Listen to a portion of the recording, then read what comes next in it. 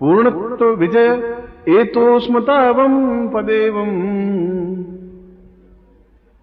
जीवनं पूर्णमदैव सिंधु। 10 महाविद्या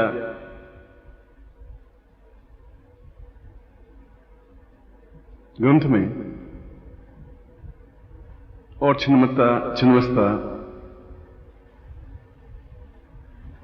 उपनिषद में जहां 10 महाविद्याओं का वर्णन है, उसमें छिन्नमस्ता को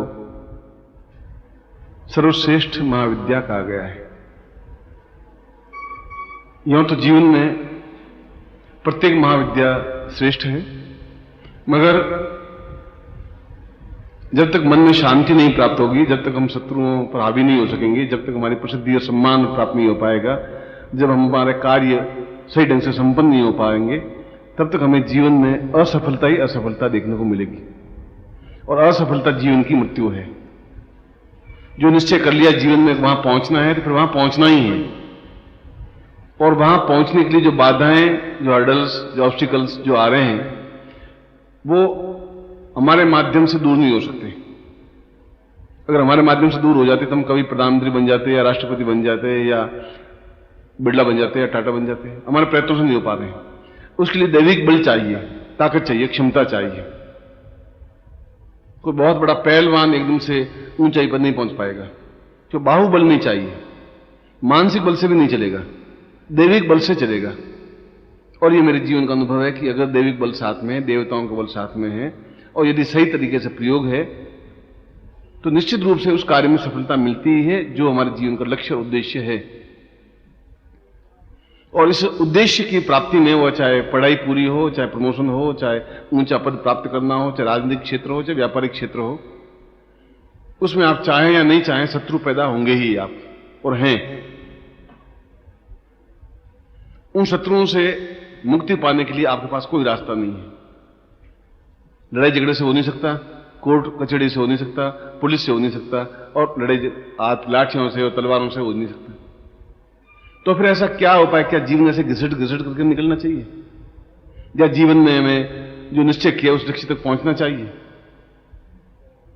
उस निश्चय तक पहुंच पा सकते हैं यदि हमारे जीवन में जीवट शक्ति है, संकल्प शक्ति है। और उससे भी बड़ी बात कि छिन्नमस्ता जैसी साधना अगर हमारे पास हो तो। लिंकन अगर एक मोची अमेरिका का राष्ट्रपति बन सकता है,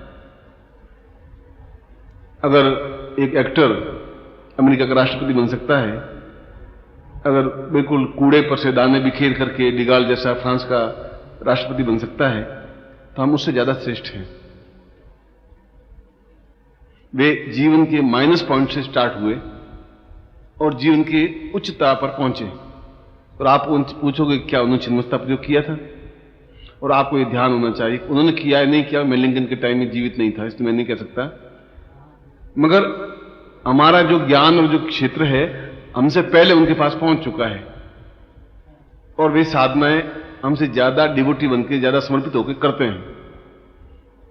अमेरिका के राष्ट्रपति ने सारी फौज, आर्मी को लिखित में ऑर्डर दिया है कि प्रत्येक सुबह मेडिटेशन करे, ध्यान करे। पहली बार ऐसा हुआ।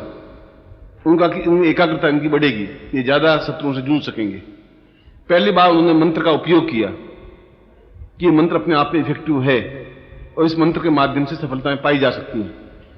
विज्ञान भी इस बात को अनुभव करने लगा है कि विज्ञान के माध्यम से सफलता नहीं पाई जा सकती।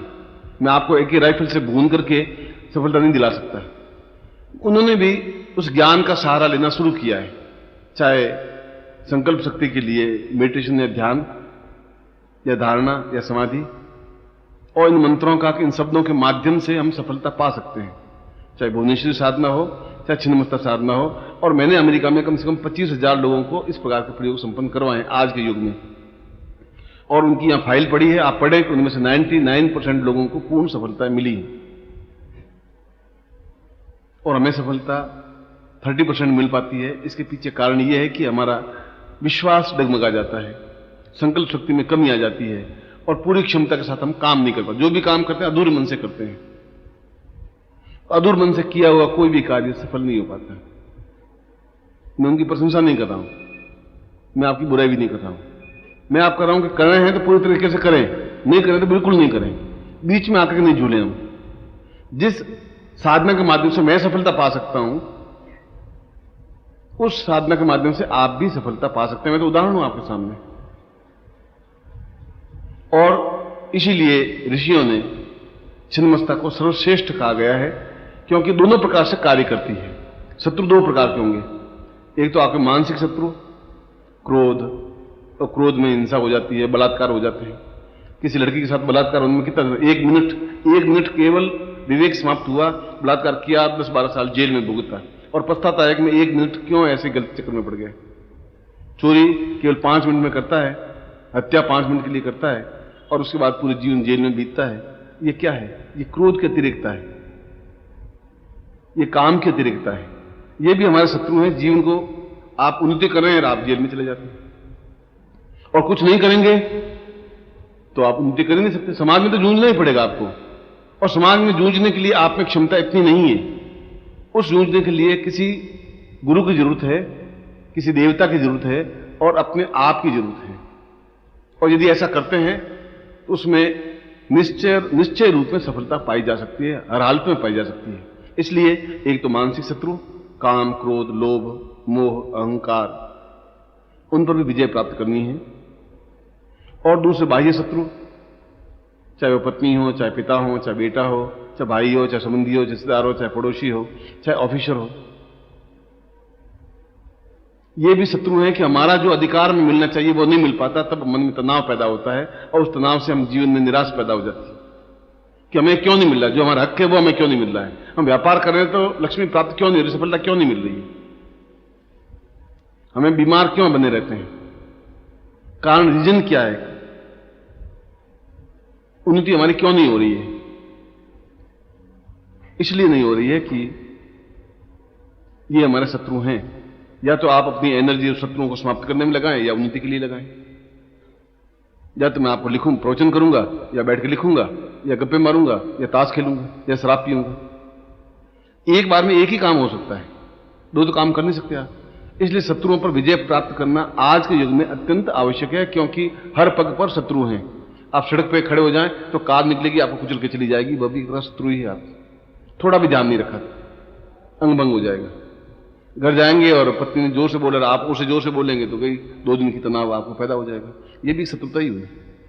आपकी मानसिक शांति समाप्त हो गई, एकाग्रता समाप्त हो गई। इसलिए शत्रु बढ़ गए हैं। आप थोड़ी सी उन्नति करेंगे तो सैकड़ों शत्रु अपने आप पैदा हो जाएंगे, आपको बनाने की जरूरत नहीं है। थोड़ा आप उन्नति करके, अच्छा एक पोस्ट आप ऊंची उठा के देख लीजिए। प्रधानमंत्री नहीं बना तो कोई शत्रु नहीं, प्रधानमंत्री बनते 2000 शत्रु हो गए। तो क्यों बन गए?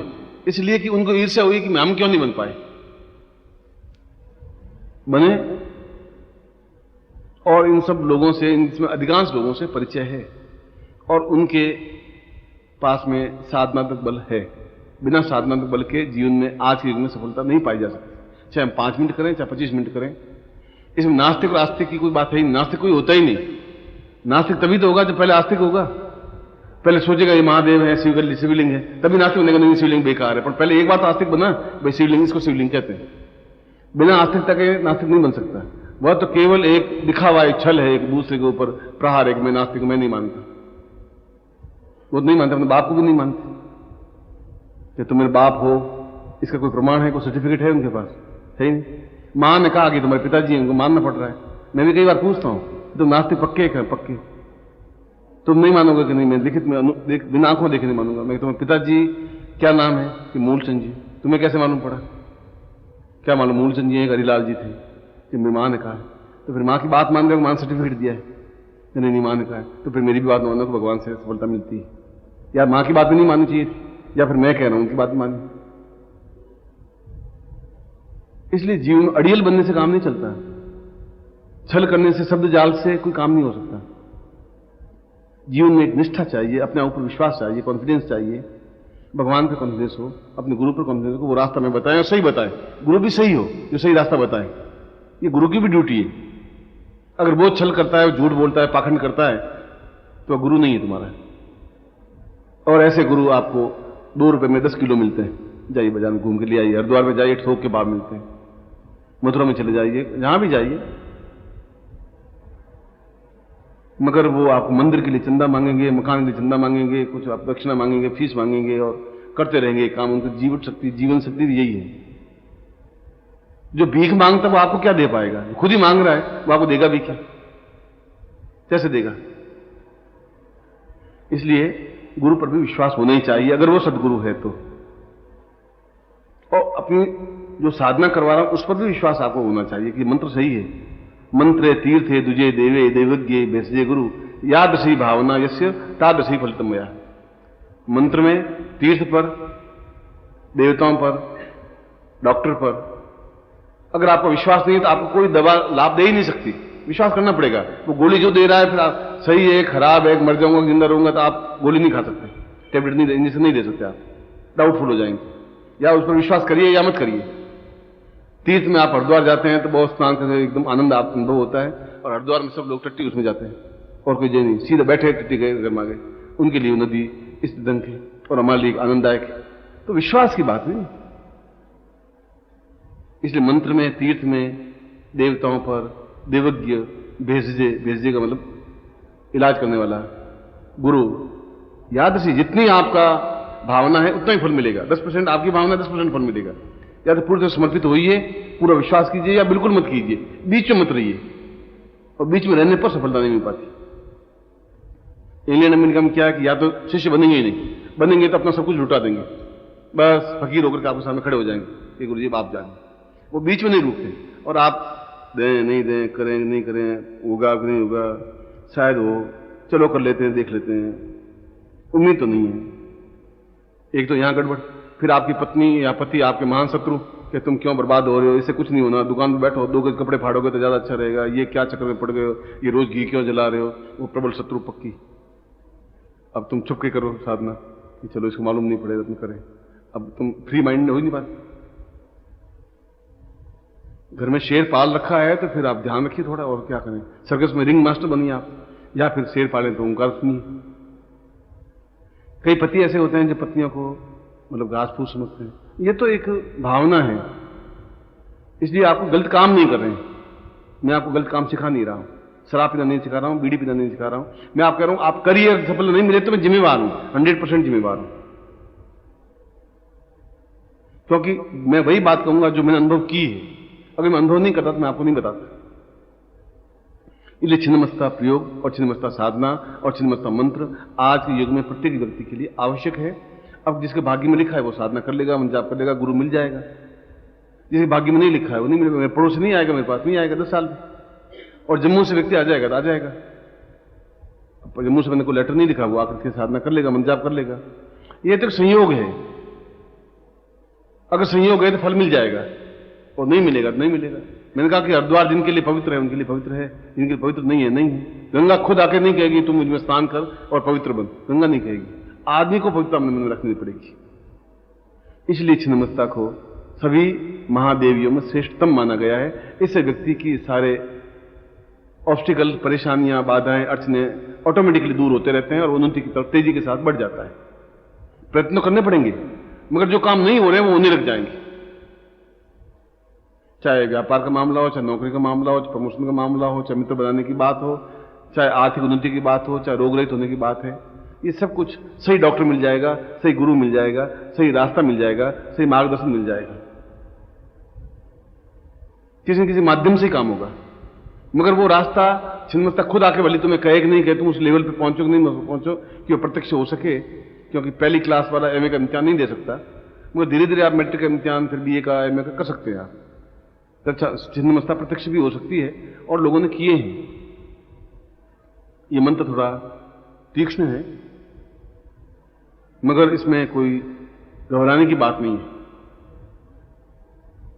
यह तो एक सावधानी की बात है। इसलिए इसके साइड इफेक्ट, नुकसान कुछ नहीं हो सकता, पर लाभ नहीं मिलेगा।